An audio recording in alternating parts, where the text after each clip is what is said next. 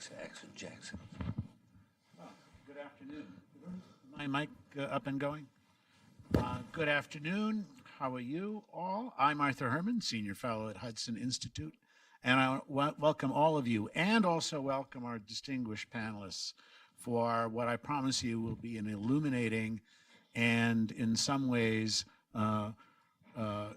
intriguing discussion about one of the most important topics that we are going to face in the high-tech frontier over the next several decades, which is the future of 5G technology and the important role of American leadership in this sector. This is a topic which has taken on not just economic and technological importance, given the new kinds of devices, the unimaginable, in some ways unimaginable speed with which 5G will be able to deliver the kinds of access to internet, to provide the kind of amazing level of bandwidth that at this point is almost difficult to imagine. And of course, the economic consequences of such a technological revolution are ones that we're only just beginning to appreciate and understand. But as you'll see from the course of our discussion, and one of the key reasons why we want to talk about this today is that there are also profound geopolitical implications with this, because in the race to secure and develop 5G technology and networks, the United States is not the only competitor in this race. We also have a very serious competitor who is pressing ahead in this direction in ways that, as I think you will see in the course of this afternoon, are ones that the U.S. is bound to respond to, and challenges that affect not only the United States and its economies, but are going to have profound consequences across the globe at the same time. So to bring you up to speed with this discussion and with the way in which the issue of 5G technology plays into the larger picture of the U.S.'s race for high-tech supremacy with the People's Republic of China, what we've done is to pull together a panel who will be able to explore this issue in depth and in ways that I think by the time you and our web audience leave, you will have a deeper understanding of just why this is so important to American national security, American economic security, and also to our stance of alliances around the world. For our panel, we've got with us an addition from the original invitation here. We've also brought with us, and we're delighted to have with us, Brian Hendricks, who is head of policy and public affairs for Nokia in the Americas region, who's responsible for regulatory and legislative developments impacting technology, innovation, and deployment, including spectrum allocation, which, as you're going to find out, is one of the most important aspects, maybe the salient aspect, when it comes to understanding the impact of 5G technology. Brian spent nearly 2 decades with regulatory and legislative experience dealing with technology policy issues. He was an enforcement lawyer with the Federal Communications Commission. And prior to joining Nokia, Brian served as staff director of the United States Senate Committee on Commerce, Science, and Transportation, where he also served as general counsel. And that, from the point of view of where we are on the Hill on these issues, is one of the key decision makers in what takes place here. This is also a good time to remind you all to turn off cell phones and to make sure you're shut down here so that we're able to proceed without interruption from that point of view. Also joining us at the same time is a newcomer to Washington, Karl Rove. A newcomer. Many of you probably don't know that, but it was a big thrill for me yesterday to give him a tour of the city His delight in seeing the Washington Monument and the Lincoln Memorial were really intense. Although I have to tell, the White House, the White House. I've when I had always to, wanted to go there. yeah, I know, but when I had to tell him that Grant's tomb was actually in New York and not here, his disappointment was deep. But he seems to recover from that. Of course, I'm joking. Karl Rove is one of the has been over the last 2 decades one of the key figures in the shaping the not only policy in a couple of White Houses, but also in understanding and the direction of policy in the U.S. He was senior advisor to President George Bush from 2000 to 2007. That's George W. Bush, and deputy chief of staff from 2004 to 2007. He oversaw the Office of Strategic Initiatives, Political Affairs, Public Liaison, and Intergovernmental Affairs. Today, he writes a weekly column for the Wall Street Journal, and he's author of the New York Times bestseller, Courage and Consequence, My Life as a Conservative in the Fight. He also serves on the University of Texas Chancellor's Council of Executive Committee and on the Board of Trustees for the Texas Parks and Wildlife Foundation. He was inducted into, this is something I did not know, he was inducted into the Scandinavian American Hall of Fame in 2009. Karl and I share one characteristic, and that is we are both of Norwegian American descent. So that's an honor which is not only one that I could admire, but perhaps one I can aspire to at a future date. We'll see. Maybe with Karl's help, I can see what happens with that. And the American Association of Political Consultants Hall of Fame in 2012. Sitting next to Karl, we're very pleased to have with us Declan Ganley, who is the CEO of Rivada Networks. Declan moved from Ireland to London, where he worked in construction and insurance instead of going to college. And with the collapse of the Soviet Union, he traveled to Russia, where he founded and then sold a forestry business before moving on to the telecoms industry. And that's where he's been, and that's where he's been immersed himself ever since. It was in 2004 that he founded Rivada Networks, a US-based firm specializing in the provision of telecommunications systems to the military, the police, and emergency services in disaster situations. And for Rivada's work in deploying emergency communication systems in the wake of Hurricane Katrina, Declan was awarded the Louisiana Distinguished Service Medal. And then finally, we have with us as well Harold Furchtgott Roth. From 1997 to 2001, Harold served as a commissioner of the Federal Communications Commission. In that capacity, he served on the Joint Board of Universal Service. He's actually one of the few economists who've served as a federal regulatory commissioner, which comes as considerable surprise when you think about it, that should be so, but there it is. And the only one to have served in the FCC.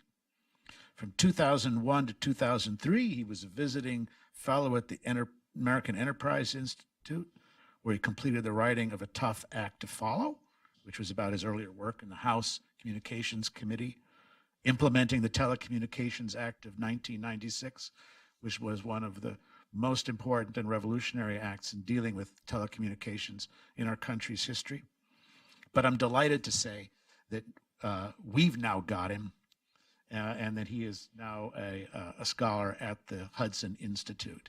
And I'm proud to include Harold as a colleague and as a friend.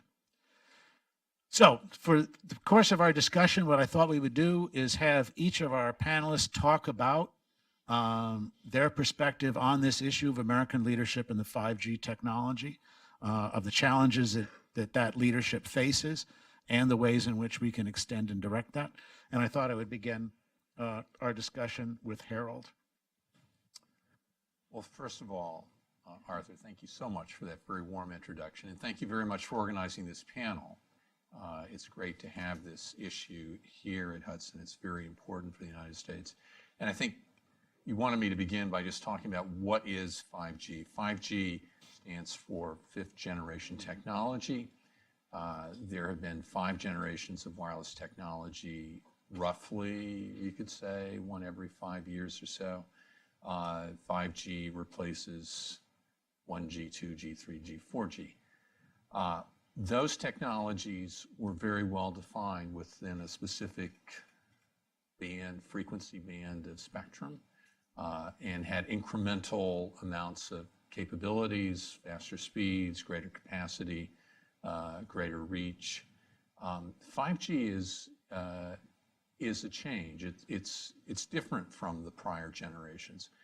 It will have substantially more capacity, but instead of being sort of channelized into sort of saying we're going to use this particular band to provide services, you can use multiple bands of spectrum for 5G, and you can use it in ways that you can splice the capacity to use it for different purposes, to use it for different users. It has a lot more capability than prior technologies have had. It will require new equipment. It will require new networks, all of which are going to cost a lot of money. And countries around the world, businesses around the world are racing to deploy 5G technology. In the United States, all of the major carriers have plans for 5G networks, and we're seeing just the very first beginnings of it.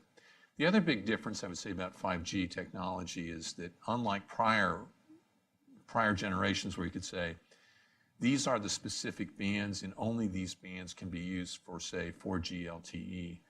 5G is still, there are lots of different bands that are being developed for it, and we haven't seen the end.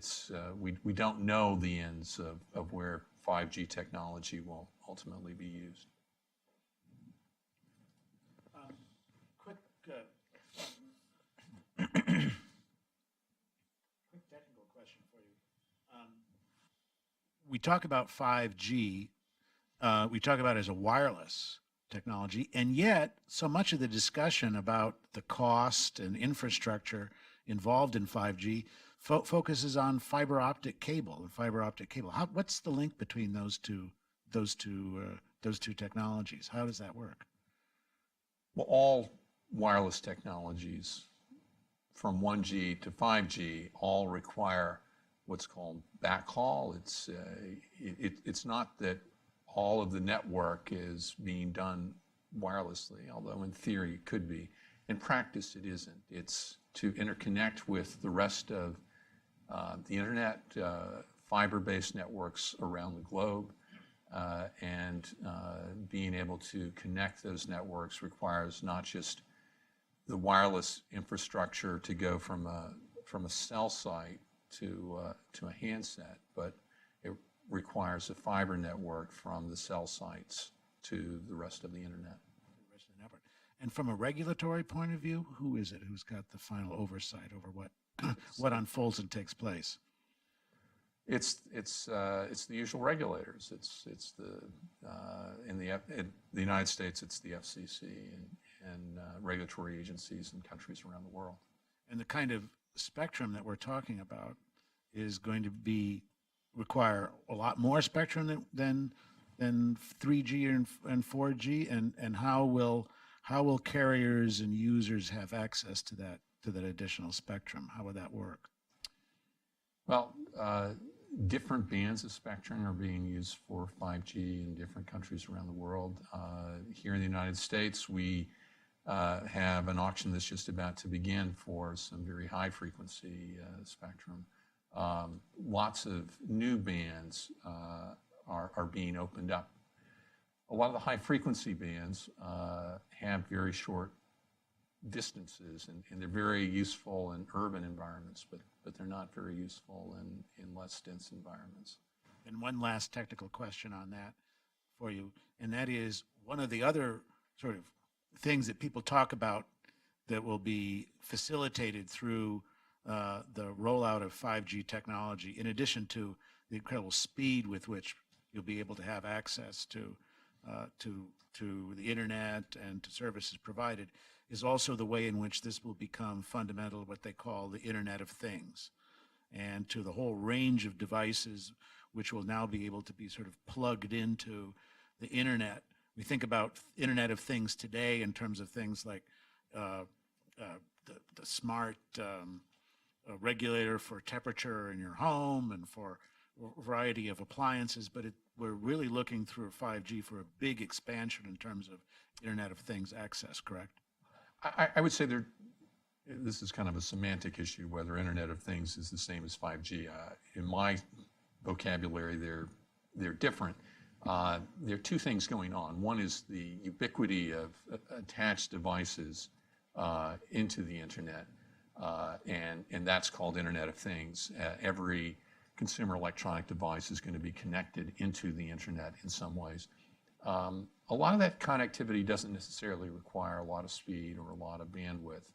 It can be done with often very simple types of connections.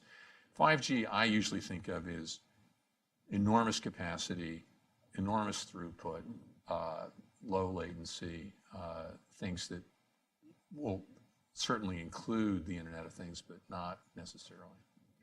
And latency, just one more point on that, latency being the kind of delay that you experience with regard to, let's say, internet to phone service and so on because of the curvature of the Earth and where you are geographically. That is going to diminish significantly as a result of this technology. Yes. Yeah. Brian, did you have something? I just wanted to frame a little bit more what Harold was, talking about. So if you think about the past generations of wireless technology, the primary use case was the consumer. And we were thinking about things like connectivity, internet access, high-speed data, reliable voice. But you had real limits to the technical capabilities of those networks based in part on the choices of the spectrum using single bands. You wouldn't have had the throughput or the speeds or the reliability to do some of the use cases that you've been reading a lot about that require no latency, everything from remote diagnostic healthcare to autonomous driving vehicles, et cetera. 5G really opens the options box for us because it's going to use different spectrum bands for different purposes in different locations to give us flexibility. We need 10x at least capacity, and we need to drive the latency down close to zero. And in order to do that, you will use different spectrum in different locations. Millimeter wave for urban locations are not ideal for suburban and rural deployments. So you'll need multiple bands. But the key here is to recognize that with this huge growth in capacity and flexibility for managing networks, a lot of those use cases that 5 years ago were science fiction become a reality. And what we're talking about too, again, is something which is not going to be just limited to the U.S. or North America. We're talking about a global transformation as a result of 5G technology. And what the dimensions of that global realization look like and what the landscape will look in terms of who dominates things is one of the topics that I think we want to talk about today. And there I thought I would turn it over to Declan Ganley to talk about from where you are and from your perspective involved in telecommunications business, both in Europe but also here, what that landscape is beginning to look like. Sure. So just to put it into a bit of context, Rivada holds a number of key patents for 5G across the world, in the US and even in China. What we've watched over the last year is fascinating.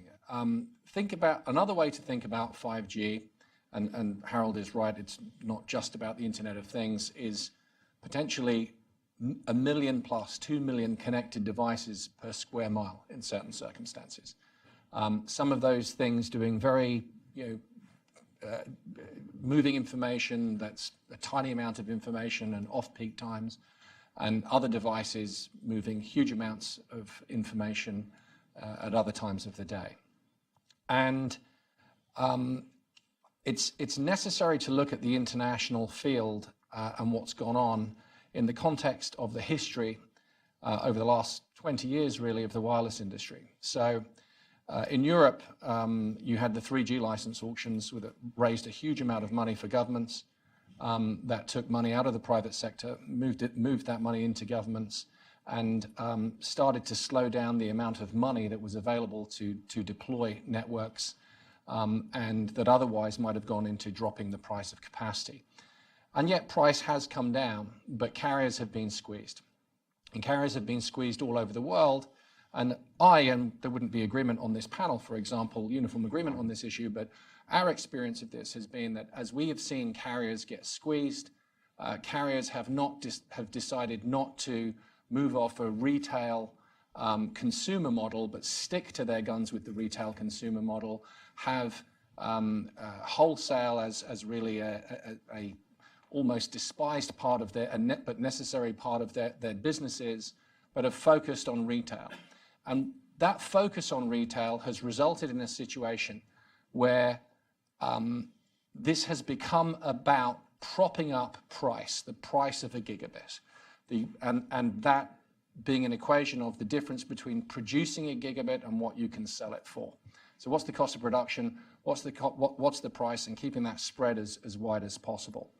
And it's an interesting situation. If I can pull up I have a few slides here, because in that effort to prop up price, we have not seen a shift to MVNO or wholesale in a way that was originally expected when MVNOs were first being talked about. And so we now have a situation where in the US, I'm trying to pull up, hang on a second, here we go.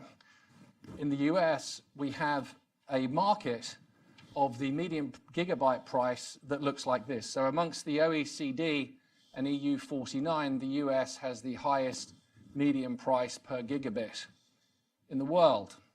Now, there are one or two sort of outlying markets of countries that, frankly, don't have very big economies that would be more expensive than this. But this is an interesting graphic. And there's a lot of data out there that supports this, that you end up in a situation where price is as high as it is, and where the price in certain markets in Europe, France, for example, or Italy, the barrier to entry is a lot lower. So carriers are getting squeezed, and they're getting squeezed all over the world, and a carrier that's getting squeezed on its margin because it's focused on a retail model is looking to find margin, is looking to cut costs wherever it can. So one of the places that you look to cut costs is in the cost of your next generation of equipment. So if you're going to roll out a 5G network, where do you go for the equipment? And what we have found is that the Chinese government, to make a long story short, is prepared to subsidize the cost of equipment to an unprecedented degree. And not only are they prepared to subsidize the cost of the equipment, they're prepared to subsidize the cost of financing that equipment. So this is a very capital-intensive enterprise. Hugely capital-intensive. That you're putting out, and 5G, I mean, rough rule of thumb, about 100 times faster than 4G. It requires more points of presence. Okay, you don't have to have as many tall towers, but you need more individual sites. It's an expensive, capital-intensive business.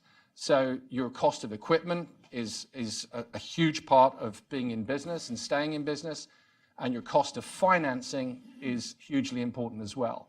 So if you want extremely sweet, 100%, 100+%, so more than 100% of your equipment costs vendor financed, the Chinese will vendor finance your equipment at really unprecedented levels.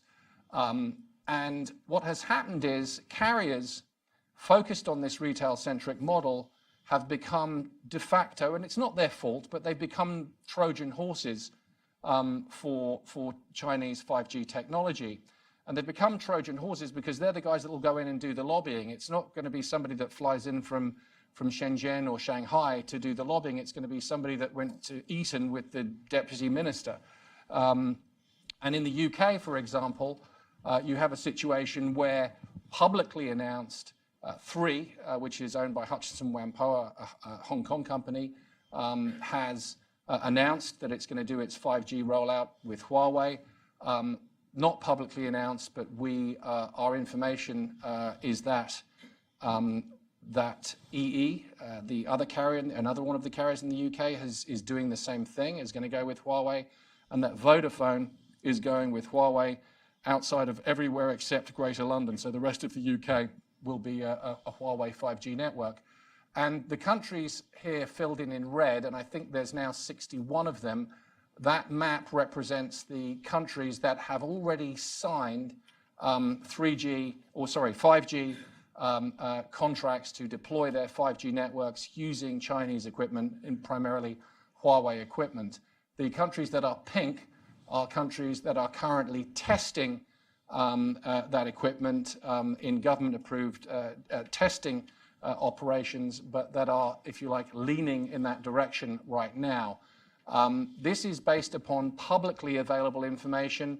For example, although Ireland is now coloured in red, it's a country where I happen to live, it has not been announced that the main carriers in Ireland have signed for their 5G networks with Huawei, but we know that that has happened.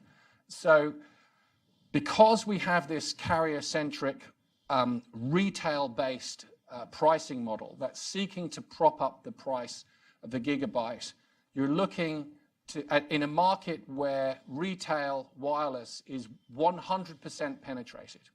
So in many markets, either everybody that could possibly have a device already has one, and some people have more than one device. So where do you go? Where do you go in a situation where you're trying to sell a $60 or a $50 a month plan to somebody? And what I suggest, and what Rivada suggests, is what you go is you actually flip the model. And you say that capacity is there, let the market tell you what it's worth, and clear that capacity at any price. Because there are devices that will have a business model for $5 a month. There are devices that will have a business model at 50 cents a year, but if that capacity is there and it's not being sold, sell it, let the market clear it. And we believe that it's going to take something dramatic like that, changing the model of how we sell capacity to flip the model and prevent China from owning the cyber domain. Because make no mistake, whoever controls, whoever architects these 5G networks, remember they're going to be connecting in some cases 1 million+ devices a square mile in some city environments. Whoever architects those networks and deploys those networks has got an advantage in the cyber domain. And the cyber domain is the edge of any security network. So you've got land as a military domain, sea, air, space, and now cyber. So those networks must be secure. They've got to be ultra secure, because our first and primary point of vulnerability. You know, the next Pearl Harbor, the next 10 minutes of the next Great War, God forbid there should ever be one, but it's likely that the first 10 minutes of the next Great War will be fought first in the cyber domain. That's how important this is. And that's how important it is that we get this right, that we make sure that these networks are absolutely secure. And we make the case that the way that you do that is by ensuring you have an economic model where the private sector can sustain and fund networks, 5G networks, 6G networks, that are sustainably fundable, and that they will have the money to pay for the security. And because we have a broken business model for wireless, we have made ourselves vulnerable to this hack by trying to prop up the price of a gigabyte. We have created this huge vulnerability. Let's use what we do best in the West, which is bottom up. Let's use the free market. Let's use free market pricing to find out what the value is, to clear capacity at that value. And we believe, and we've modeled this in great detail, that that produces revenue that otherwise is not being seen. And that revenue is what companies will use to pay for the equipment and pay for the security that will make these networks secure, and to detach ourselves from the vulnerability that has been created, and that, frankly, the Chinese government has hacked to be able to come in and say, we'll give you cheap stuff, we'll give you cheap money, leave it to us. In the UK, in some European markets, not only are the likes of Huawei funding, providing discounted equipment and discounted funding, even the rollout cost. That's where the concrete is being poured, the towers are being built. We have reliable information that they're coming in 40% cheaper than the next nearest competitor. The only way you can be doing that is if you're even subsidizing the rollout cost. Because a British contractor is not going to charge less to Huawei than it'll charge to Ericsson or to Nokia. So that's being subsidized. So there is, I believe, a deliberate policy of subsidization. That deliberate policy is to knock guys like Ericsson and Nokia and Samsung out of the market. It's to make people cut corners on things like security, and it is to assert control in this essential security domain, the cyber domain, and get into the edge of that network. We cannot allow that to happen. We have to flip the model. And if we don't flip the model, I believe by the end of February, which is Mobile World Congress in Barcelona, it will be too late. These decisions are being made. These contracts are being signed. In the UK, it's very hard. The British government has, a lot of this stuff is in the public domain. It's very difficult once you have made this decision and you've started to go down the road to reverse that decision. It's like getting, your jaw drilled for dental implants, having a whole new set put in, and then somebody telling you you've got to rip them all out. That's very hard to do once it's done. So these decisions are being made now. I expect that there's going to, already 61 countries have announced that they're going this way. In many cases, I think those are still reversible decisions because those deployments haven't been made, but we don't have much time and action needs to be taken now. You talk about business models. I mean, the Chinese definitely have a business model here, don't they? Yeah. Which has been laid out in the 19th Party Congress with the Made in China 2025 plan. That China very much has a comprehensive strategy of dominating the world's high-tech frontier, whether you're talking about 5G or if you're talking about AI, artificial intelligence, or quantum, or robotics. In all of these areas, China sees this as part of a larger picture, which is that 5G will give them command and proprietary stake, the lead proprietary stake in the world's telecommunications network.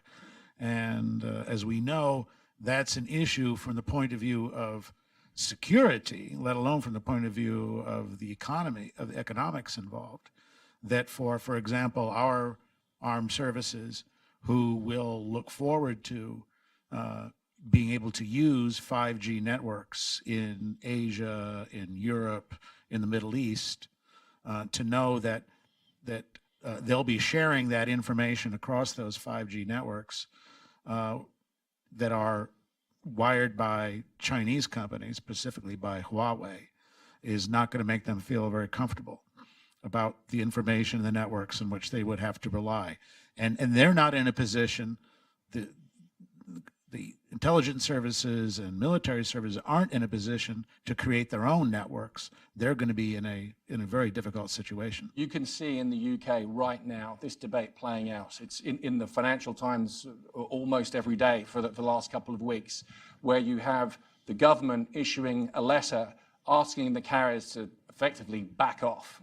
They don't name China, but everybody knows what it means. And the carriers coming out very aggressively and asserting, no, we won't back off. We've paid money in auctions for these licenses. And by the way, they've paid money in auctions for these licenses, building business models that are dependent on Chinese financing and Chinese equipment. So there's big pushback from the carriers. The Australian government, to give them enormous credit, has been very bold in understanding just the scale of the threat that's taking place and putting in a blanket ban on Huawei and on Chinese vendors. And I believe that that's a model that needs to be copied right across the Western world. This is, as I say, it's a key military domain as well as a key economic domain. Huge parts of our economy are going to be dependent upon this kind of connectivity. We cannot compromise the security of that by taking the cheap option now and really having carriers through regulatory capture become Trojan horses for Chinese technology and Chinese government policy, which is to assert exactly the type of control and influence across the whole of the technology domain that is not a secret. This is publicly available, announced information. We're not up here spinning a conspiracy theory. They've said they want to do this. Brian, you've seen this play out firsthand. Full disclosure, of course, Nokia is a competitor in this 5G rollout with Huawei, looking to compete in different continents and in different countries. From where your perspective is, and for where you've watched this process play out firsthand, two key questions for you. One is Declan's description of how the Chinese are able to leverage these key advantages accurate? And number two is the kind of shift in a model to a different way of allocating spectrum, a realistic one as a means by which we sort of break the momentum that China already has in this area. Well, thank you. So, two hard questions to answer. With respect to what's actually been playing out, we do business in some 150 countries, and for those that don't know, Nokia late of the handset days has been built back into probably the only, in our estimation, company which can compete with the Chinese vendors over the long term, because we have a full complement of equipment and services end to end, which only the Chinese have, and we have that capability. So we actively pursue deals all across the world. We have won quite a few deals working head to head against the Chinese, and we're in trials now for many others. But Declan is not wrong about some of the advantages that China has. For example, it's really a whole China approach, not to cast aspersions, but it isn't just a carrier that shows up in a Latin American country and makes a push. It's a banking system. It's a diplomatic presence. It's a multi-sectoral, cross-sectoral approach with energy companies and the web-scale companies. And the push is, look at all of the economies of scale, look at all the advantages, look at the cheap equipment that we can provide. And then there's also diplomatic pressure. There's investment in the civil infrastructure of countries that are struggling financially to prop up university research, large S. And we've seen this model where in Africa, particularly for 3G and 4G, it was quite successful. Those markets are heavily dominated by the Chinese. And you see a certain amount of buyer's remorse expressed by some of those African countries now, that essentially they like Western choices, but those markets have become very difficult for companies like ours to compete in. And so we're seeing that same approach being deployed in Latin America in particular, where Nokia is obviously very strong. Some of those countries are struggling significantly to figure out, how do we participate in digitalization of our economy? We need infrastructure, and we're struggling financially. Enter the whole China model, which is an extremely attractive approach. We have failed as Western governments and Western suppliers to be able to meet that challenge head on by working collaboratively to bring different monetization models, to bring diplomatic, to do cross-sectoral presentations of an entire ecosystem that would give choices to these countries. And so Declan isn't wrong in a sense that we've been slow to respond to that. And there are some things that really in the next 6 months or so need to change dramatically, or we think some of those countries are going to go the way Africa has. And so we're interested in participating in a lot of those conversations. It's difficult to compete, but not impossible to compete. The quality of our equipment, they may disagree with this, is better still. But there are some built-in advantages when you protect your home market to the tune of 70+% of the equipment market being given to Chinese suppliers. And when you consider roughly 2/3 of all base stations are in mainland China on the planet Earth, it's a real big advantage in terms of being able to float an R&D budget that dwarfs what Western suppliers are able to offer, and to be insulated in many respects from the downturn that we saw at the end of LTE deployments, where companies stopped investing to gear up for 5G. So operationally, there are some strong advantages, and you've seen the suppliers from the Western side have to consistently restructure our businesses to take costs out of our business to remain competitive.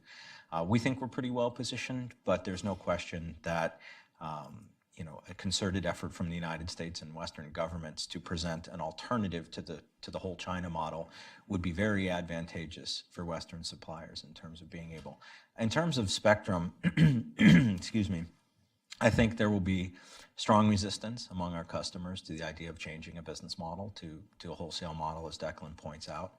But what is clear is that monetization has become quite difficult in this space. We looked at the end of LTE for a better description of what was happening in the market.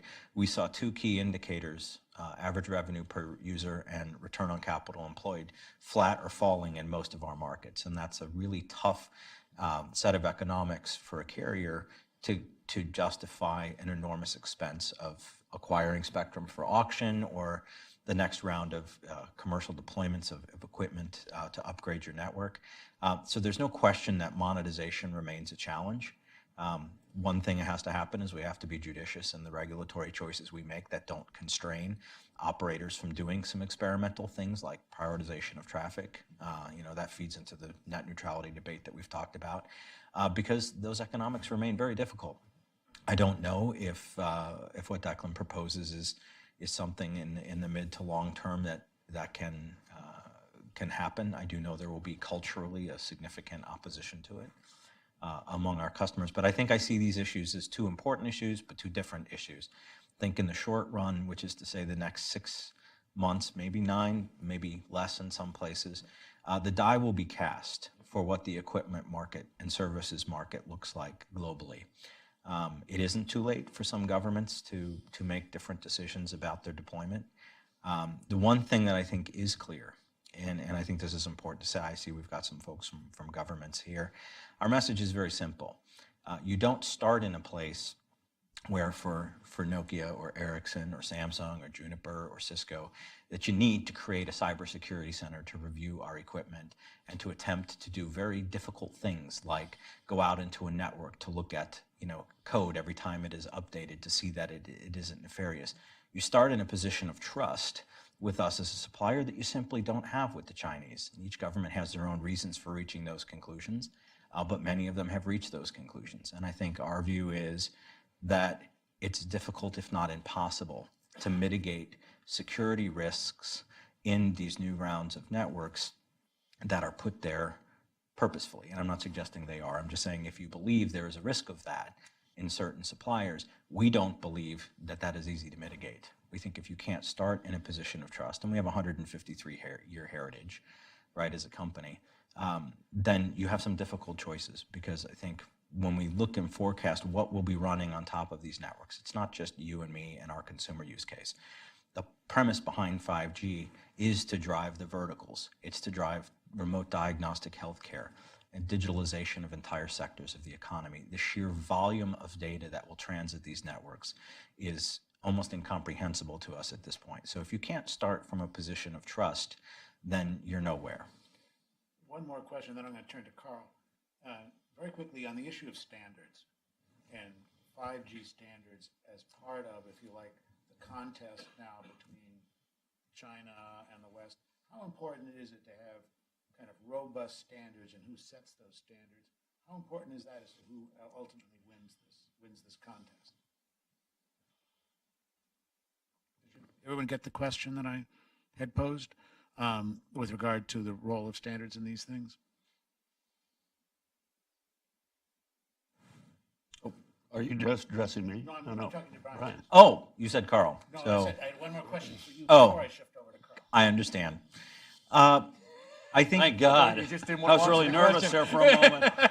I was actually sitting here very eager Which to hear would be understandable. I was very eager to hear what Carl was going to say in response to that question. So we've heard a lot about standardization. There's been a lot of hand-wringing about the rise of Chinese participation in standardization. And I think what we have said to the U.S. government and to others is, let's pump the brakes a little bit. A couple of key things to think about. One of which is standards bodies are places where for most of the recent past, the best engineering decisions drive how we approach things from a sector. And so what you want to look at as an indication of whether that process continues to be based on the best engineering solutions as opposed to being driven by company or region specific desires to dominate a technology is not just body count of how many people are there. There's no question that Asia writ large now is sending far more people to standards bodies. You want to take a look at leadership and study groups. You want to take a look at actual IP that is being declared and created, because some people are just kind of throwing IP declarations out there, but it's quantity over quality. And you want to take a look at what we call change requests, which is during the deliberations of a study group, how many inputs that are being made as potential suggestions for the standard are ultimately accepted, kind of like a shooting percentage for a basketball player. When you look across those things, what you see is we're still getting the outcomes that we want. We're still getting engineering-based solutions, but that does not mean that there are not some worrying signs. The participation rate and level from entities in the Americas has stagnated, even as we've seen an exponential growth from Asia. And so we do need a greater level of participation. And to do that, you have to make it more affordable for small and mid-sized businesses to participate. Getting voting rights in standards bodies, not debilitating for us, but certainly for startups and smaller companies is very difficult. So you might want to take a look at the tax code and things that you can do to encourage more participation for small and mid-sized companies, and also the verticals. This is an area where the United States will retain, for the short run anyway, a comparative advantage over the rest of the world. Web scale, healthcare, intelligent transportation. Those entities share significant interest in the outcome of these standards bodies, but by and large, they are not currently participating. And so we need to find ways to encourage, even at the risk of our own relative influence being diminished a bit, to get a broader participation level there. The answer is not to get more government involvement in standards bodies. We want to keep the politics out of standards bodies. They work best when smart engineers make these choices and decisions.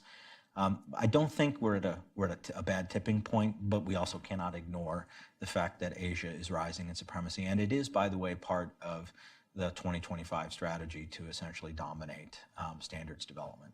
Yeah. And we see that, for example, with regard to quantum technology standards. And one of the reasons why our Quantum Alliance initiative has been very active in this and developing a set of standards for quantum random numbers generator and quantum key distribution, even though these are still emerging technologies and won't be deployed QKD for at least another decade, it becomes important, and it's been communicated to us by regulatory bodies that they want to see standards established ahead of time before a certain other country steps in order to push its standards, the one that meets its engineering practices and commercial practices involved in that process. And one of the things that we have found is that it's not that difficult to put together an international consortium of companies that are involved in QKD and QRNG, because they do realize that with American leadership, it becomes possible to really take the initiative away from other countries in this development. And it's a little bit tighter fit with regard to 5G, because 5G is, we're really on the cusp of that, if it's not here already. But at the same time, being able to sort of set standards that provide for kind of seamless interoperability across countries, across companies. This is a very, very important part of that contest. And in this regard, the United States, well, in our case, QRNG and QKD, there aren't a lot of American companies that are involved. So you're by necessity, one draws an international consortium with it. But even in that case, it can be the United States that takes the lead and that points the way forward and shows what's possible and what needs to be done. And that brings us then to Karl Rove, thinking about the role of a U.S. leadership in this area. I think it's clear to all of our panelists, and I hope to our audience, that U.S. leadership is going to be a keen necessity going forward here. So from you're looking at this situation, looking at the technology, looking at the challenges involved, what are the levers that the U.S. can use as part of that leadership process? First of all, thanks for having me. I'm in the competition to be the least experienced and expert member of the panel, I have a runaway lead. So I enjoy being here, and thanks for having me. I sort of stumbled into this issue at the White House in the aftermath of 9/11. You may remember the 9/11 Commission report found two difficulties on that day in New York. One is the interoperability. The equipment of the various departments didn't talk to each other. And more importantly, because that issue gets solved by us all moving towards wireless, but the other issue was that the amount of spectrum available for communications was simply inadequate. And as a result, communications collapsed. And so in the aftermath of that, Michael Jackson and others began an effort to identify spectrum that could be set aside for a first responder network. And so I began to see this issue. First of all, how difficult it was to identify spectrum in the hands of the government that could be converted to this use, and then to clear it by moving the functions that were then in that spectrum out. I mean, it took the better part of a decade to free up 20 megahertz of spectrum that was largely unused, that was in the hands of DOD and Commerce and the Weather, Ag, I think, a couple of others. But it opened my eyes to a couple of issues. One is how critical and how critical to our economy in the future access to spectrum is, and what a perishable commodity it is, and how inefficiently we use it.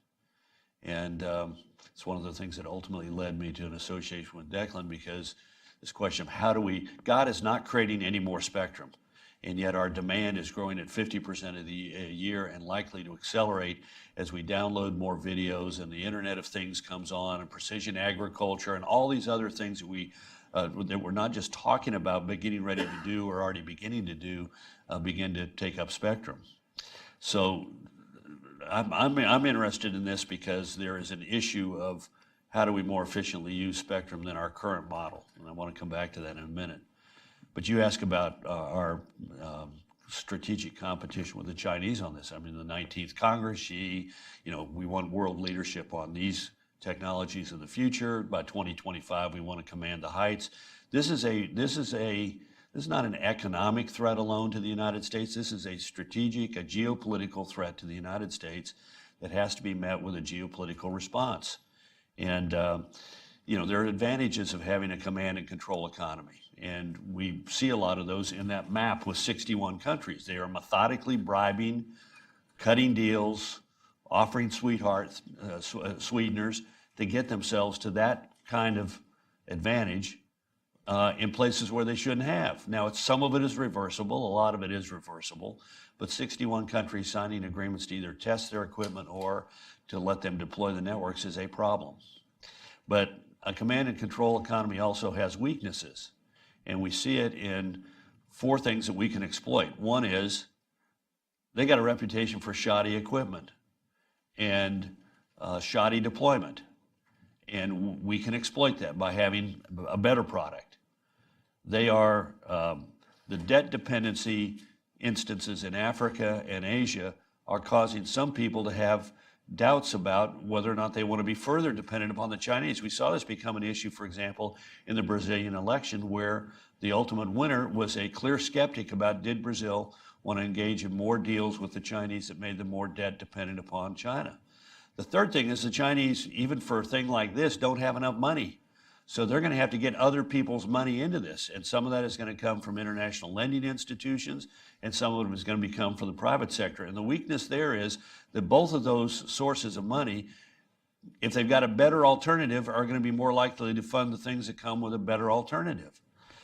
And finally, then the security questions, which we barely touched on here today, and we could have spent a lot of time talking about, but we would probably have to have most of us excluded from the room, and they'd have to have a meeting in a skiff someplace in order to discuss them. But imagine situational awareness of America's defense posture moving across a network that passes through lots of Chinese equipment. I remember in 2001 and 2 and 3 being surprised how much information we were picking up about Al-Qaeda and other adversaries of the United States. It was passing through U.S. networks and being plucked out of the ether here in the United States.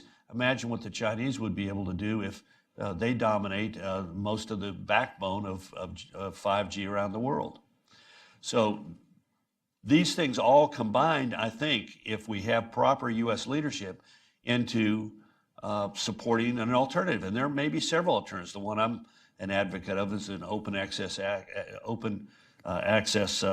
wholesale wireless market where people can, in essence, bid for the use of that unused spectrum, that perishable commodity that's residing on all those towers, and do so in an electronic marketplace, because then it makes it, that chart that showed that the U.S. is near the top of the heap or at the top of the heap in major industrialized country in the cost per gigabyte, there's a reason why, because we got a model that basically is a duopoly between two big carriers and then a bunch of carry-alongs behind that. And as a result, they have better and more power over pricing than they would in a truly competitive marketplace.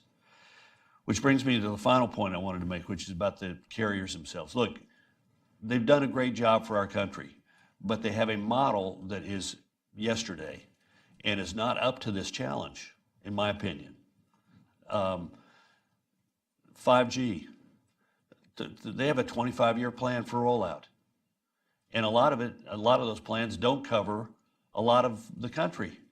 So we're going to take this divide that we have today between those that got access to quality broadband and those that don't, and heighten that divide by saying that my hometown of Austin, Texas is going to have 5G early, and Mandan, North Dakota, where the Scandinavian American Hall of Fame is, or excuse me, Minot, North Dakota, where the Scandinavian American Hall of Fame is not.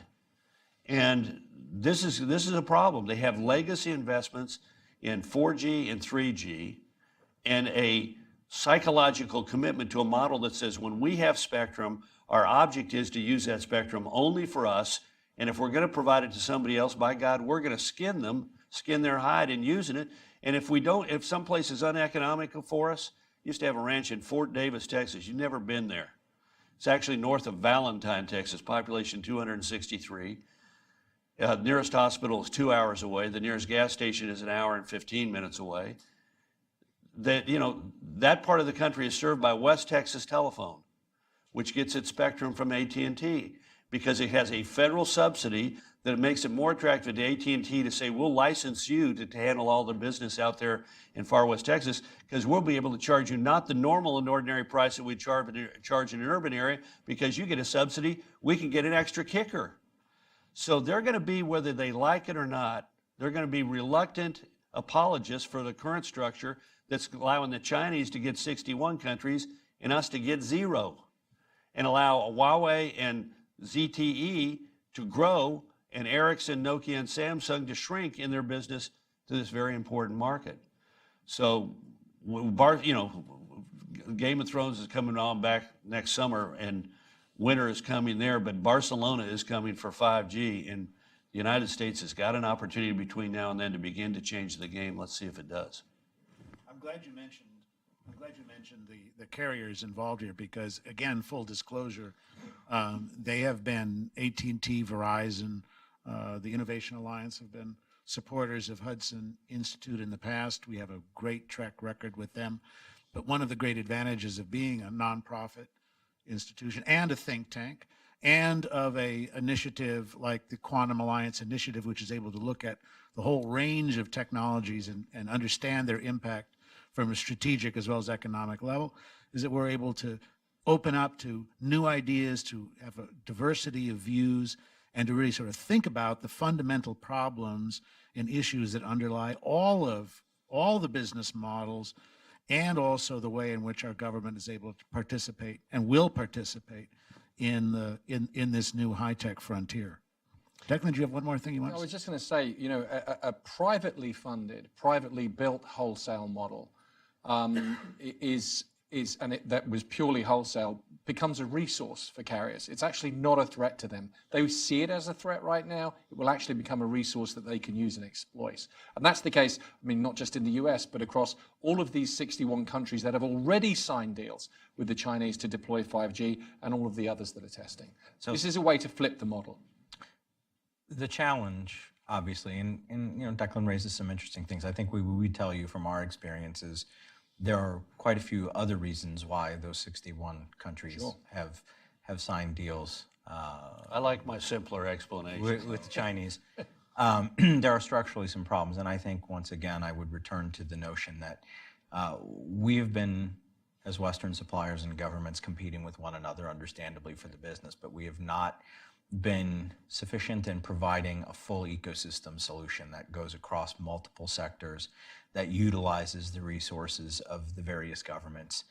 The government of Finland, where we are headquartered, has caught on to this and has been very supportive in many of the countries working with us diplomatically to position the entire Finnish IT ecosystem, which is much bigger than you would think. In the aftermath of Nokia's handset failure, there was a lot of organic growth and startups and web scale and apps.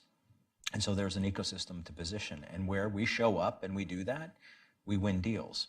So there's a lesson there, which is that a little closer collaboration between Western suppliers and governments can go a long way.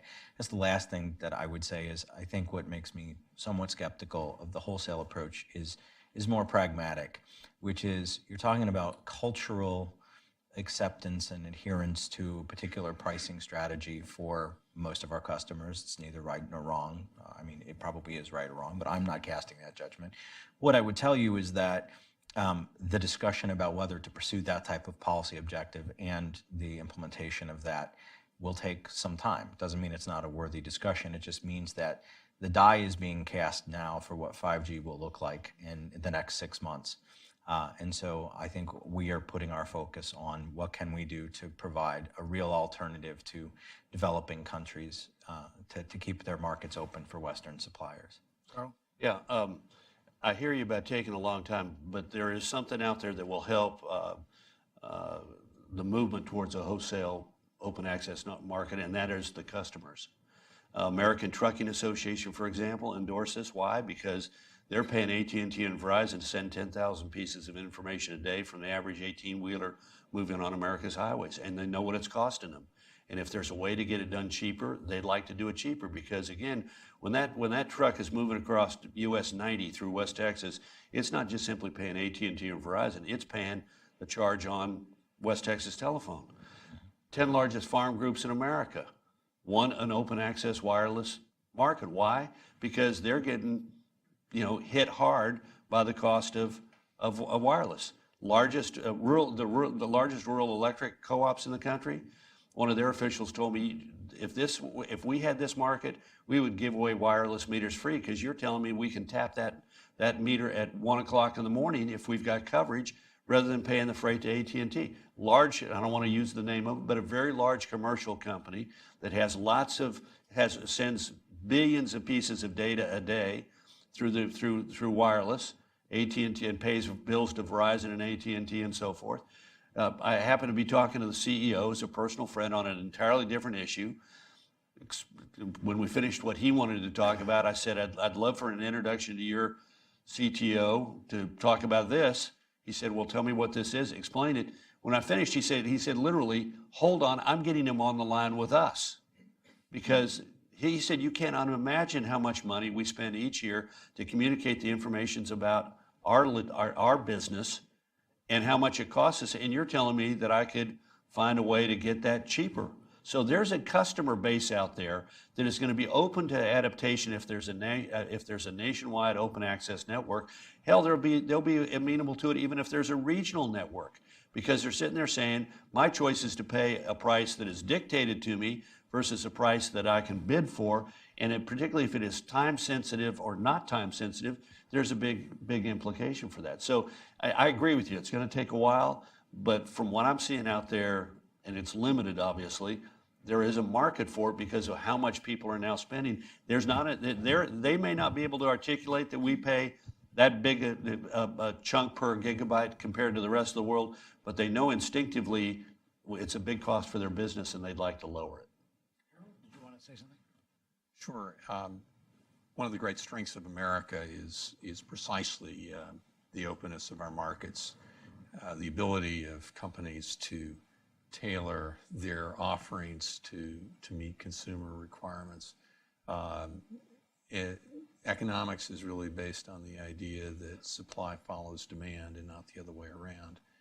So it's the American consumer, it's the American businesses that want wireless services, that want communication services, that will determine the way in which it is provided.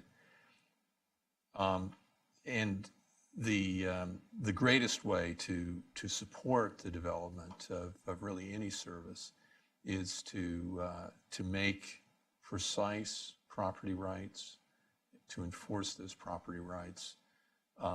Nobel laureate Ronald Coase famously wrote about the importance of that. Yes, there are transaction costs, and there are a lot of transaction costs in all these businesses, but ultimately, the way to make the American consumer better off is to focus a lot on the property rights.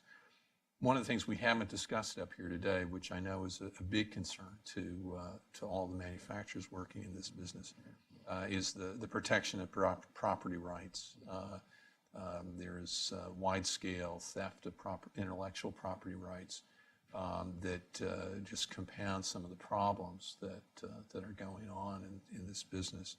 And that's one area where I think our government could take an even stronger role. It's taken a stronger role than probably any administration in recent decades has taken, but at the same time, there's a long way to go, and the problems of the deployment of 5G are also problems of getting stronger property rights in place.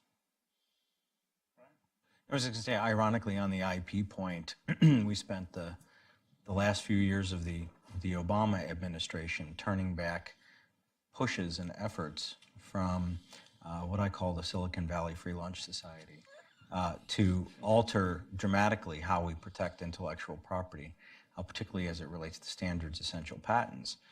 For us, you don't make money off of sending engineers to standards bodies, except to the extent that you create share time and technology, and you're able to license that technology. So far from respecting and protecting property rights, we spent a good deal of time making it much more difficult for us to justify investment in this.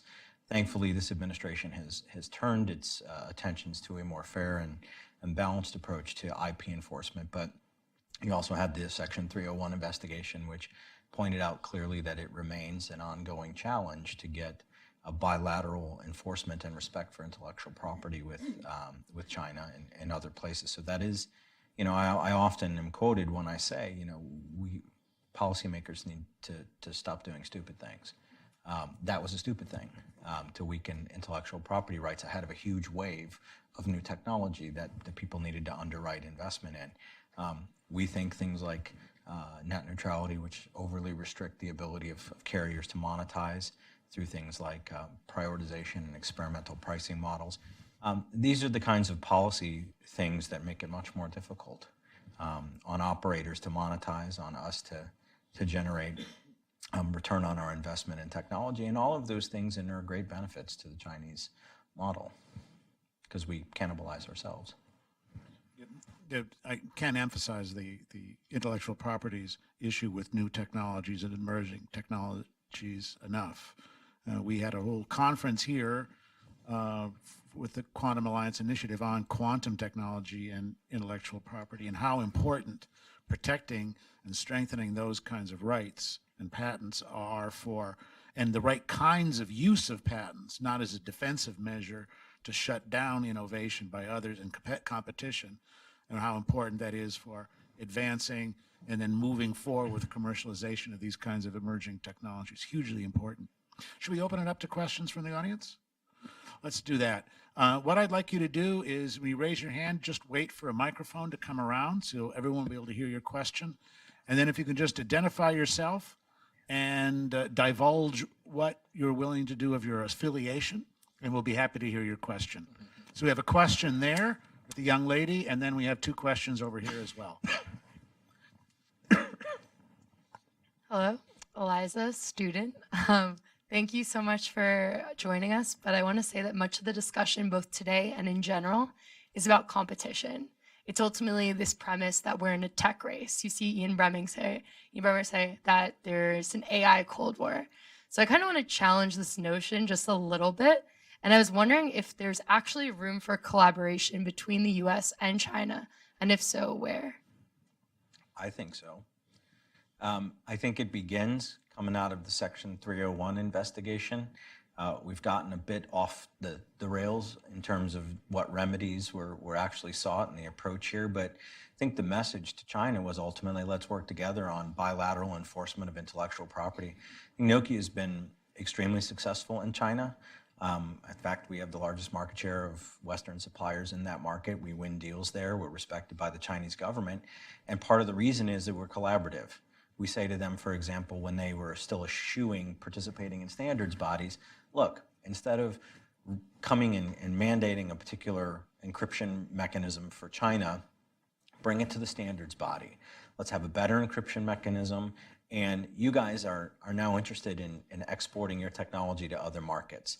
As long as you are seen as someone that doesn't respect intellectual property rights, are engaged in cyber espionage, as long as you're not participating in standardization, you've got these indigenous innovation policies, you're not going to be terribly welcome in other markets.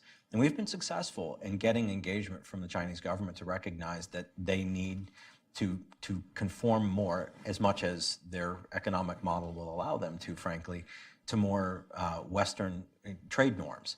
We have not done enough of that. We have not done that at a bilateral government level. But we think there's opportunity to do that instead of treating everything as though it's, as you said, a Cold War. I'm going to let every one of the panelists answer that important question and take a shot at it. I have a very dubious view of the Chinese willingness to cooperate on any basis other than outright theft. Look at their trade-related investment measures. Look at their approach to licensing, in which you have to have a Chinese partner, and after that partnership breaks up, they retain the license to your technology. Look at their procurement rules.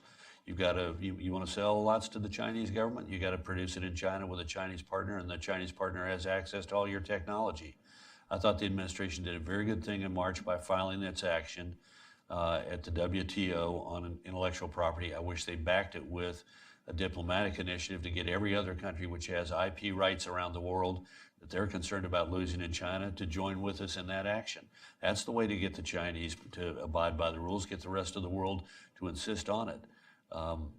The WTO is a good venue for this because, in fact, it's probably the only good venue for this because when we started putting these rules into place in the 1990s, there was no internet. There was all of these technical questions with regard to a lot of the intellectual property that we're dealing with today. We weren't even asking ourselves those questions. This is the place to rally the world to get it, and my sense is the world is very interested in getting respect for its IP rights inside China.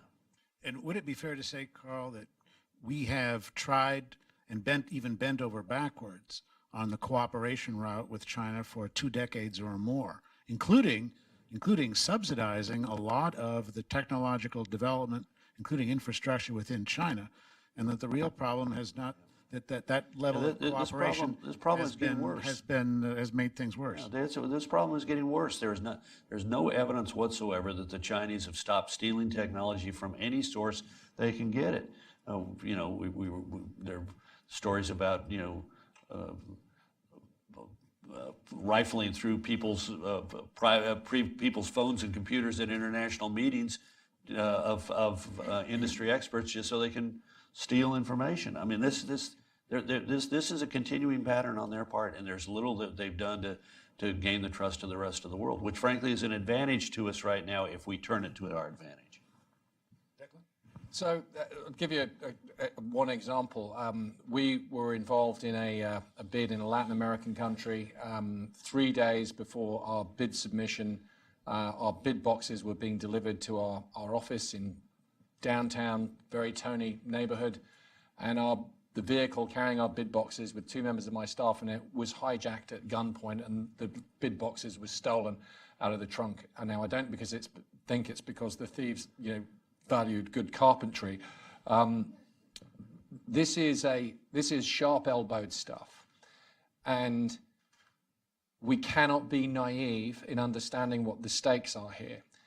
China has an opportunity by the end of February to effectively have won the control and domination, a preponderance of power in one of the 5 strategic domains: land, sea, air, space, cyber. At the lowest hanging fruit, the one that they are closest to winning, they're not going to have a deep, blue ocean navy that's capable of for quite some time, but they are this close to winning this 5G cyber domain footprint globally. 61 countries have already signed, and it's more than one carrier in multiple of those countries, connecting every devices in your home and in your car, and that applies to everybody. They know what they're doing. It's absolutely brilliant. It's almost unprecedented. So, as Ronald Reagan said, my plan to answer for that strategically would be, we win, they lose. And the only way we win is if we flip the model, this broken business model that we've been stuck in of auctions won by what have become rent-seeking carriers who are propping up price to the point where the US is paying the highest prices in the world. This is an idiot situation that we've put ourselves into. We have to change that model. The carriers aren't going to change it themselves. My friend from Nokia here, who I've never met before today, by the way, is right. They're not going to lead the change. The lead has to come from somewhere else. And the options are available. The only country in the world at this point, this wasn't the case 2 years ago, but now, the only country that can flip the model and start that process is the United States. The UK isn't going to do it. Australia is not big enough to do it. The Canadians aren't going to do it. So it's the US. And we have until the end of February to do it. And it really is a case. It's really a case of we win, they lose. They want to dominate this. It's not a secret. They've said it. We have to stop them. And the way we stop them is with a better, smarter business model that financial markets and private money is willing to back. And that does exist. With all of that said, I would just return back to the Section 301 situation, because I think here, and so the investigation that was done, that was referred to earlier in the year, alleging a long-running pattern of intellectual property theft and abuses by the Chinese, which has in turn given rise to the imposition of tariffs and other things to encourage a change in Chinese behavior. I think the question many of us have now is, what is the exit strategy there for the administration? You can take a position one direction or another. There's some folks that believe the United States government and governments, and for that matter in many other parts of the world, have had an accommodationist strategy towards the Chinese for 2 or 3 decades, and that it hasn't yielded a change in behavior, that you're unlikely to get them to adopt market norms. And others believe something fundamentally different. But the fact is, if the tariffs were going to work, what is it we're asking the Chinese to do? It's unclear to me at this point that we have articulated for them changes in their behavior which would lead to a de-escalation. And it seems to me that, if you have to have an exit ramp and then spot the exit ramp, and it's unclear to me that we have that at the moment. The strange part of that is that we've just imposed, in the 3rd round of those tariffs, duties on the bulk of the infrastructure that will be building 5G networks in the United States. That hardly seems a sensible policy, and it's what I meant when I said let's not do stupid things. Let's not make it even more expensive or require rejiggering of people's entire supply chains in order to evade duties, which will delay the availability of the equipment. There doesn't appear to be a coherent exit strategy that could get to Chinese change behavior, and I think that's got to be where it starts. The team at the White House has to articulate to China, you want to de-escalate? These are the things you have to do. I have not heard an expression publicly of what those things are. Yeah, I'm with you. It's not clear what the strategy is or how you get from tariffs to an acceptance of a new intellectual property regime, which is why I think if there's an action, and there are actions that can be taken to open the door to an open access wireless network, that's a good opening step. But the next steps are, I think, all on the international front. It's pursuing the case that was filed in March and lining up additional support around the world in favor of the position of forcing the Chinese through the WTO to agree to abide by the international standards regarding intellectual property. Far better than saying we're going to slap $200 billion worth of tariffs on you unless you change these 10 things. I'd rather be focused on going to the body where they're obligated to honor its decisions and outcomes. Principles first. Principles first, actions next. Yeah. if I could just quickly address the question about whether collaboration with the Chinese would help. First of all, for those of us of a certain age, collaboration has a certain pejorative tone, certain pejorative meaning. And the issue from a consumer is consumers want competition. They don't want businesses to collaborate. Technologies don't come from countries. They don't come from governments. They don't even come from companies, really. They come from engineers. They come from people with ideas, with better ideas. The greatest friend any consumer ever had is a competitor. It's someone walking down the street saying, I can give you a better product. If suddenly those collections of engineers begin to collaborate and sort of say, oh, well, actually, let's not compete. Let's go take a vacation. We're not really going to be here to compete. That is the worst thing that can ever happen for a consumer in any business. And so the idea really is, how do you get to a situation, 1G, the wireless industry was built by dozens of companies around the world competing head to head, engineers staying up months on end trying to come up with a better product, get it to market as quickly as possible. It did not develop with engineers collaborating and sort of saying, well, let's just get together and do this. It's competition is what is the key role for consumers and for the advancement of technology. Fair competition. I'm going to make sure we have time for the other questions we've got. And we've got the two over here, please. And then we've got a third that's a hand and a fourth hand that's popping up. Great. Thank you very much. My name is Zach Senemenis. I'm from a public affairs firm called Advanced Advocacy. So this question is for Mr. Furchtgott Roth. Thank you, and I hope I didn't completely butcher your name there. But also welcome many of the other panelists' thoughts on this too. So there's been a lot of discussion from the distinguished panel on network security, a little bit of chip security, the implications of Chinese rising tide of their influence. But what about as it pertains to spectrum security? So I wanted to get kind of, if you could expand on that, who's worrying about it, who's responsible for it, and above just the pie in the sky implications of it, how can we take some tangible steps forward to ensure global security of spectrum? Thank you. By spectrum security, do you mean not having third parties eavesdropping on communications? Is that what you mean by spectrum security?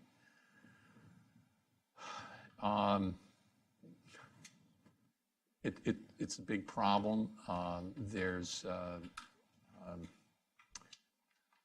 not sure I want to, this may be a better question to talk to me offline because we could go on for hours about this.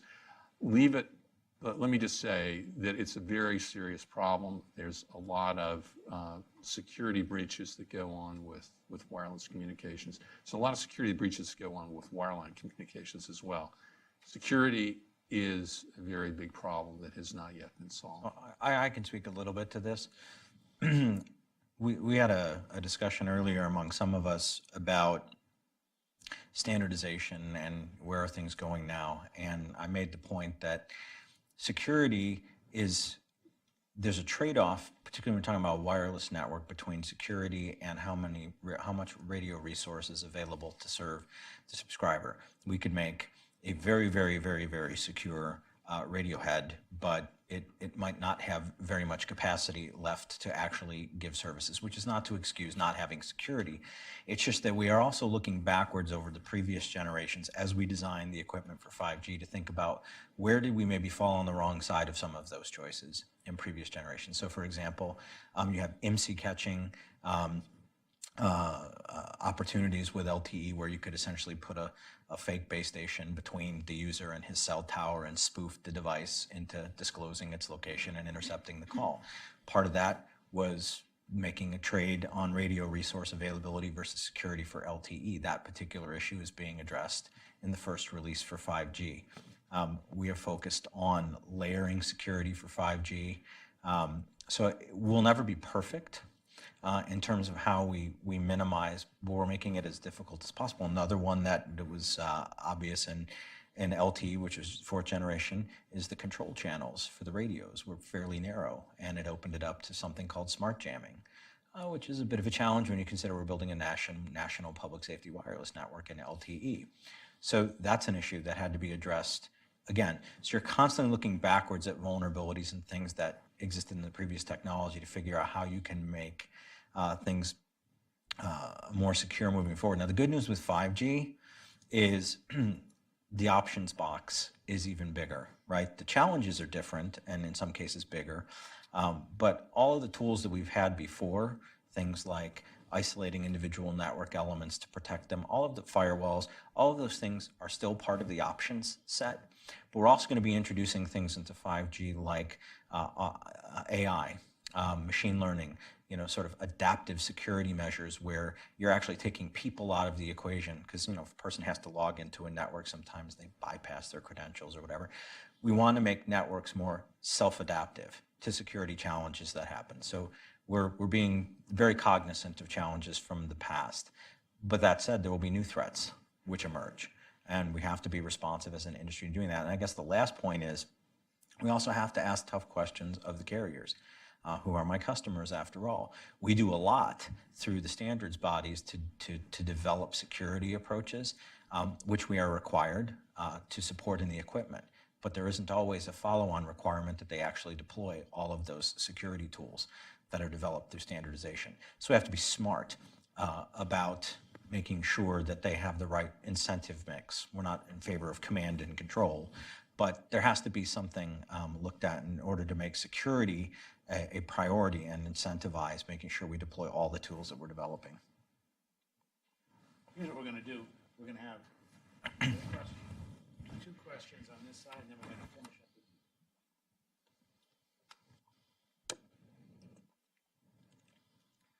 up. Carlos Avillon, I'm an economist, I'm a researcher, and the question would be for Mr. Roth, the economist, and Mr. Rove on national security. The reason why China has become a challenger and a threat on telecommunications is the same reason why it has become a challenger and a threat on the military side, because its economy has grown so much faster in the last 40 years relative to the US and other Western nations. And as long as this growth gap continues, the situation will get worse on numerous fields of technology, which have national security implications. So the question is are you trying to develop a new growth theory that could supply to the US a faster rate of growth than the one of the last 10 years, which has been just of about 2% annually? China during that same period has grown at 8%. That gap is just colossal. And I'm saying that because I think 2 weeks ago, Nobel Prize in Economics was given to Paul Romer from New York University.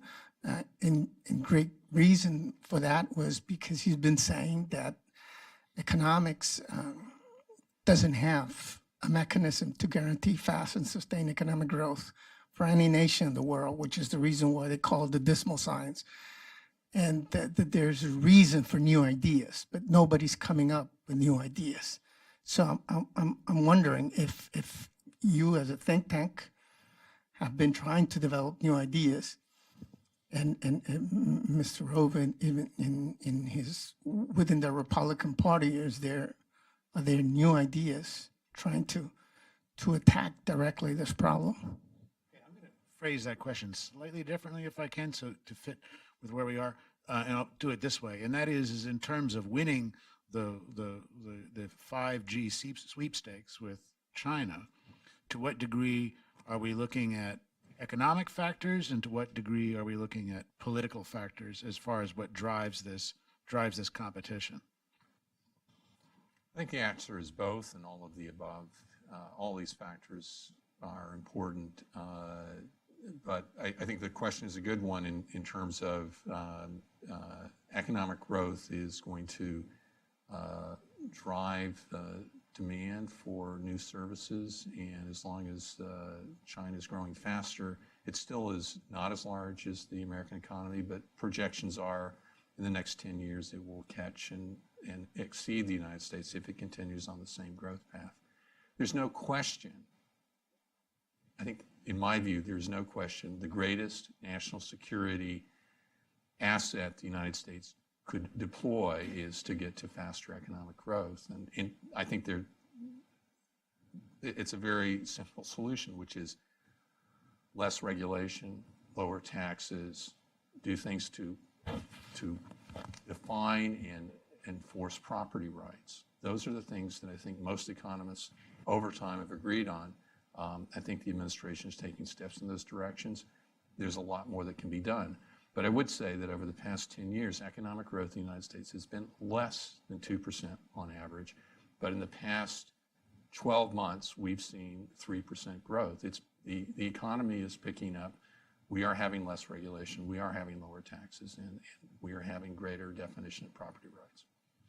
Carl? If I could take the other angle of that, I agree that we need to do things that are to hasten growth here in the United States, but I think we also make a mistake if we just look at this as a question of China versus the U.S., and that China has emerged as an adversary for the United States simply because it's grown. It's emerged as an adversary of the United States because it's chosen to be an adversary of the United States. Just read Xi's comments at the 19th Congress, and I mean, I thought it was interesting. A couple weeks ago, the administration said, "Well, we're going to think about imposing the tariffs." And what was Xi's response? He sends a message to the military departments in the South China Sea to make further preparations against the possibility of war. I mean, that's a guy who's out to have a conflict. And I also look at it in terms of not just the U.S. versus China, but in essence, the Western world versus China. The interests of the United States are similar in this situation economically to a lot of our friends, longtime friends in Europe, and they're certainly similar to the people in the region. You think Vietnam is really excited about an aggressive China? The Philippines, Japan, Korea. I mean, a large part of the region is concerned about what they're seeing as the Chinese advances in the South China Sea and the Chinese attitudes towards them. So we've got allies out there if we choose to avail ourselves of them, both economically and from an world economic growth perspective. You know, you have that metaphor, right? Rising tide lifts all boats. Right. For Brian, for Declan, if you look at the contrast between a Western model for 5G technology versus the Chinese model for technology, which one is more likely to boost economic growth and prosperity for other countries, and which one is going to subordinate the economic growth and prosperity of other countries to the advantage of one country in particular? Well, the problem is the Western model for 5G at the moment is the Chinese model, and we have to change that. We have to allow price discovery to take place on bandwidth. Right to your point of economic growth, if you drop the price, if you drop the average price of a gigabit in the United States of America, somewhere between where it is now, one of the highest in the world, to zero, and you drop it enough, but you increase consumption or demand by fact of that drop, the economic shot in the arm that would give the US economy and any other economy that would introduce it would be significant. Now, we've run numbers on those and had economists independently run numbers on what that would do, and it will have a very significant impact on GDP. We saw the introduction of basic wireless technology and what it did to GDPs across the world, introducing price discovery on bandwidth, where you allow that price to drop and find its natural level in alliance with demand. That will become a huge stimulus, equivalent to perhaps a significant tax cut, because it affects everybody. Every single person in this room, everybody that you know, is paying X amount a month. You drop that bill by, you half that bill, you add millions and millions of new devices of demand that are paying a bit less. The economic stimulus that adds to an economy, I think, could be quite significant. So I think Seeing bandwidth as a commodity and allowing it to be priced as a commodity, I think has potential to have economic impact that will be measurable on GDP. We saw the introduction of wireless and how it had a measurable impact on GDP in the past. Allowing price discovery, dynamic wholesale markets to come into being, I think will have an economic stimulus effect. So just, I'm going to take my Nokia hat off, excuse me, just for a moment, because I think, as you mentioned, I've spent a fair amount of time in the Senate as a staff director, so I would couch my policy answers this way. With respect to what's going on at the moment, you know, the best way to win a race is to recognize that you're actually in one. And I'm not sure, as you go around the U.S. government at the moment, there's a full appreciation for exactly the race that we're in, not just with respect to 5G, but as you mentioned, with respect to policies around growth. In Congress, you know, the policy choices are framed as binary choices between this or that. It's no regulation or it's this kind of regulation, instead of looking for things like flexible regulation, right? Nobody wants poison air or water. But we also have to recognize that when you're dealing with a competitor that's growing at 3 or 4 times the rate that you're growing, there are costs imposed on the system in terms of your dexterity, your ability to do things as a business quickly in response to this. We built out LTE in China in 18 months, which is very difficult to comprehend, except when you start realizing that there are some advantages to a command economy, right? They have different land use policy, for example. You didn't have to deal with 39,000 towns in order to get the network deployed. You know, you need a national spectrum band cleared like mid-band. Well, there it is, 100 megahertz for each operator, go. We don't have those choices available to us, nor should we want to be a command economy. That's not what I'm suggesting. But we have to move with greater purpose in some of these areas. You have to be able to look and say, okay, where do they have strategic advantages? Land use policy, check. FCC, you know, under Chairman Pai and President Trump have done a lot of things to speed deployment in the United States relative to 5G. Spectrum, we still have a bit of a mess. You know, we don't have plans to get some of those mid-bands deployed on a timeline that's going to make us competitive with Asia. And we've had a lot of meetings like this and panels like this over the last 9 months. They're wonderful. Thank you for the invitation. But that has to be translated into actual action, right? There has to be a national strategy for dealing with the information technology economy, the telecommunications economy, and recognizing there are limits that we have in our system. So we have to move with greater purpose and speed to take advantage of the things that we have, because the other country that we've mentioned many times here, it can move with all the speed that it wants to implement those policies, and we're still arguing about what's the scope of the problem. Meanwhile, the die is starting to be cast, as Declan said. I don't know if February, you know, Mobile World Congress is the sort of point of no return, but the die is definitely being cast, and we're still, you know, we're still in the paddock waiting to go to the racetrack, and that doesn't show that we really appreciate the economic race that we're in. Let's go to our last 3 questions. Thank you.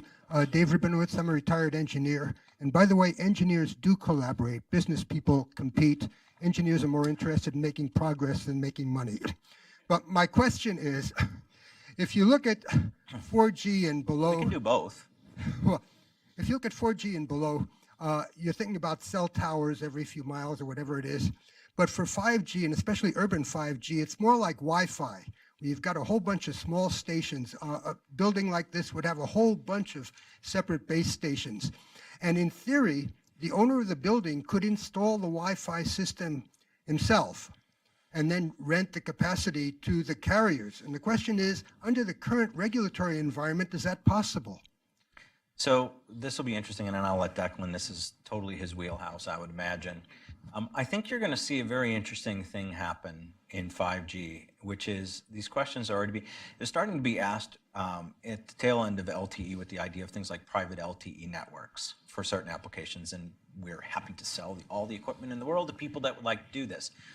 But the enterprise customers themselves have started to say, okay, Nokia, if you make all the gear that I need to connect to the network and have in-building coverage and capability, and you're going to sell me the applications and the analytics, and I'm going to get the same technology solution from you that I'm going to get if I buy 5G as a service from a carrier, why do I need a carrier? I don't know the extent to which that will actually materialize. I do know that we have an enterprise business and an enterprise strategy which is focused on, you pick your carrier to do the transport, but in terms of on-site for all the things that you need, it's not a foregone conclusion in 5G that involves a carrier. Markets respond to incentives. First of all, on your comment on engineers, I actually have found that indeed. I say to my own engineers sometimes, you tell them what?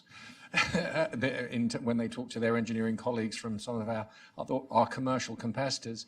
I think you raise a very interesting point, and I think within the point that you raised about the incentive for a private property owner to do something to create capacity is because they can make some money out of it. And I think right in the heart of that thought is the answer to the problem with all of these 32,000 or whatever it is municipalities, where they're being told, clear the way, you're just going to have to, we're mandating that you have to allow this to be rolled out, and that's good, and it makes us a bit more like China in terms of we're issuing a command, which perhaps is less good. But wouldn't it be interesting if a municipality wanted somebody to deploy because they were going to get a piece of the action, a piece of the revenue that was being generated off their piece of real estate? Now, currently, the way we run the wireless industry doesn't even contemplate such a thing. Allow somebody like a major hotel operator to have a piece of the action for the traffic that goes over the network that they help enable by making sites available. I think that there's a lot there. I think it will happen. I think it's going to take time. It's not going to happen fast enough to solve the immediate problem. But I think that you're being quite visionary in what you've pointed out there, and I think there's within that statement is a long-term answer to how we fund wireless infrastructure deployment in terms of points of presence in the future by making it worth that guy's while to put that capacity there because he's going to get a piece of the action. Question here. Sam?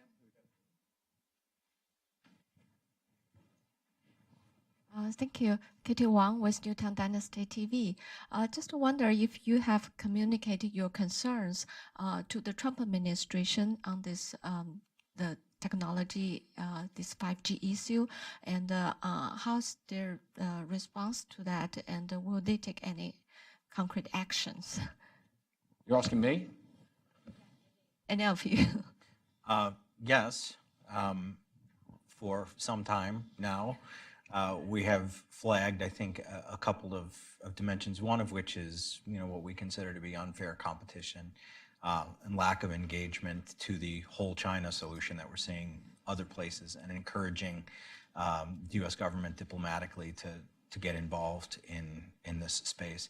I think I would say this year in particular, the last 4 or 5 months, you've seen a lot of engagement from the administration. We had the 5G summit at the White House, which, as events of that, there was the sort of what everybody saw, the retail PR version of that, but there's a lot of work going on behind the scenes to frame actionable things that can be done on security, on, as I mentioned, the standardization approach. We've shared all of those ideas that I outlined to NIST and to others in the administration about how you encourage more involvement in standardization from the America side. It's very receptive to that, lots of follow-up happening. So I'm more confident than I have been in some time that the scope of the problems is understood. As I mentioned with the tariff issue, it's not always clear to me that the tool chosen is the most constructive tool in the world, but we're working on that too. But I think the engagement and awareness level at the National Security Council, National Economic Council, Office of Science and Technology Policy, NIST, is very high. I think we've shared a lot of ideas with them. My answer to your question would be yes. Oh.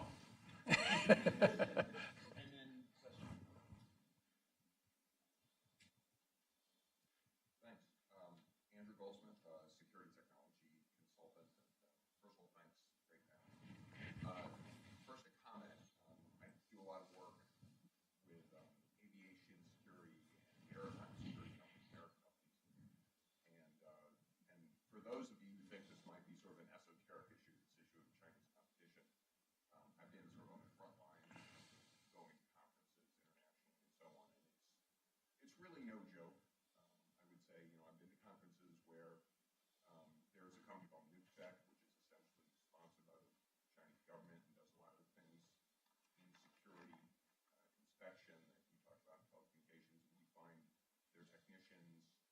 underneath our equipment during trade shows, taking photographs and so on. It really happens. This is not an esoteric issue, and certainly not in telecommunications. My question, just as a kind of roundup question, is I think there's consensus that this is something that needs to be acted on fairly quickly. Exactly how much time we have is debate. Is there something, I'd like to hear from as many of you as possible, is there one or two things you'd specifically like to see happen in the next 3-6 months from the United States government or other people that's not happening now that would allow us to have a better shot at avoiding this Chinese domination or lack of leadership in 5G? Got to define what a win means and looks like. So I know one of the things that worries the national security establishment of the United States greatly is what if China wins the race to 5G? And my question always to them is, what does that mean? Does that mean they deploy first? Does that mean there's a huge lag until a fully evolved 5G gets deployed? So just as an example, US carriers are poised with spectrum in hand to do early stage 5G deployments in the United States. Those will give you capabilities of maybe 2 gigabits per second, lowering of latency, but that's not fully evolved 5G, right? They don't have the assets that they need right now in the way of spectrum to really upgrade that and evolve that towards that 10 to 20 gigabit per second zero latency model. China does, Japan will, South Korea will. And if they get there first, and there's an appreciable gap before the US gets there, then most of those use cases that I described, web scale, the verticals, connected healthcare, intelligent transportation, the development work for that is going to go where the networks support those use cases. So an area where the United States enjoys tremendous economic advantage at the moment could be under threat. That, I think, is ultimately, because we've asked the question, what are you worried about? Really boils down to that. We can close the gap on the initial deployment, but the things we have to do, aside from what Declan's talking about with flipping the model, assuming you don't flip the model, what can you do in the next 6 months or so to shrink the gap both on that early deployment, but certainly on the pathway to that full evolved 5G? We've already done the siting reform, that's tremendous. You got to get mid-band spectrum cleared and into the market. You got to complete these auctions, accelerate them where you can. And you got to find ways to incentivize, more U.S. and America's entities to show up and participate in standardization to make sure that this remains a place that the best engineering decisions are made that drive this. You also have to start thinking and providing the incentives to think about research into a post-quantum world, right? We know that certain other countries, we've named quite a bit here, are working on quantum communications capability. We're focused on 5G, but we aren't thinking enough about a world in which communications technologies exist side by side, the ability to quickly break encryption ciphers, and what technology, what's the research strain, the evolutionary thing working there. There's not enough focus from the US about how to encourage that next generation of R&D. And I'm going to say something here because this touches on my wheelhouse, which is on the quantum technology side.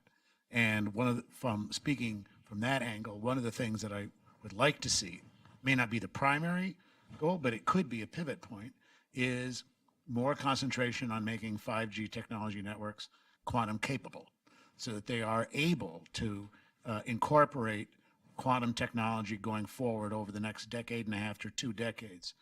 From a cost standpoint, my experts say this is not going to be that much more costly. We're talking about pennies on the dollar in order to bring in that capability. But that will demand 2 things. It'll demand a standard of what constitutes quantum capability, a minimum standard in that area.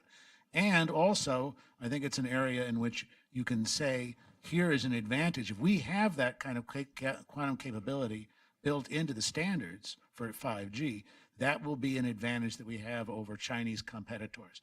Because other countries are not going to be in a situation where in 15 years, 20 years, they're going to have to dig up all their fiber optic networks in order to install ones that are going to be quantum safe, and that's not where you want to go. Carl, Declan, and then Harold. Well, I just say that the government needs to take steps that make the likelihood of an open access wireless network in the United States more real and sooner. And as it was said, I think earlier, you got to, in order to win the race, you got to figure out you're in the race. My sense is people throughout the government have figured out we're in a race, and they're figuring out how we can make certain that we win that race. And the time is running out. 61 countries already have made the decision. That's going to be at 80 plus very, very quickly. Latin America will be gone. Europe will be gone. Asia will be gone. I mean, well, okay, maybe we can get Antarctica or somewhere. We flipped the model. I think we have to do it before Mobile World Congress, because ministers and companies and banks and international funding organizations will be making decisions by then. Many of them have already been made. Lots of announcements are planned for Mobile World Congress by the Chinese, some of which we know about, some of which probably we don't. That's the moment. You have to flip the model. You have to create doubt. You have to spike the model that's damaging us right now. And the only way you do that is with a better idea. There is one out there, but it needs to be flipped between now and the end of February. Otherwise, I think it's irreversible. I want to be wrong about that.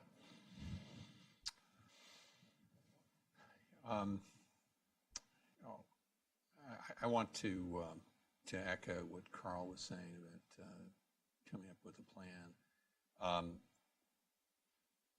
At the end of the day, markets are what work. It's one of the strengths of America. But I think the discussion that we're hearing today is that in China there's a very close relationship between communications companies, manufacturers, and the government. A much closer relationship than exists here in the United States, where essentially there is no relationship at all. And at the end of the day, I think what we're hearing is the following challenge. Do markets work? Are markets superior to a situation where government and business have a very cozy relationship and engage in game theoretic strategies to do better than markets? America always stands with the market. America always stands with the things that reinforce markets. And if we're in a situation, though, where game theoretic approaches of a strong government can trump a market, then we're in very serious trouble. And I think that's the way our government needs to think about it. Is there some countermeasure that our government can take to preserve the superiority of the market system that is the strength of America? Carl, you're going to get the last Yeah, let me just add a quick word here. I don't mean to disagree with my colleague Declan, but he's Irish, so he's a half, glass half empty kind of guy. I'm Norwegian, and since we spent many a lovely spring and summer visiting Ireland and my forebears, we're a glass half full kind of people. And yeah, we got 61 countries that have signed agreements, but these agreements are reversible in many instances, because underneath it all are those original strengths. Chinese equipment, Chinese security questions, Chinese financing, a model that fundamentally is not durable over the long haul. And so I'm optimistic that if the US government does move and a new model begins to emerge before Barcelona, that a lot of people are going to say, you know what? We want an alternative to Huawei and ZTE, and we don't want to become indebted to the Chinese, and we want to strengthen the Nokias and the Ericssons and the Samsungs of the world, so that we're dealing with private sector companies that are competing against each other in a market to develop something better, rather than state subsidized, state run, and state dominated and state financed companies in China. You know how I know that this was not just a good panel, but a great panel? The fact that everybody sat here for 2 hours. Well, the fact that we ran over half an hour longer, and virtually everyone stayed in his or her seat. And we made the whole a thing. note And of we still have everybody more who left. questions. And we didn't even lock the doors. Anyway, I want to thank our panelists. I want to thank Rada Networks for their help in sponsoring this event, and also for Quantum Alliance Initiative. And this is our opportunity for all of us in the audience and all of us who've appreciated our session today to thank our panelists.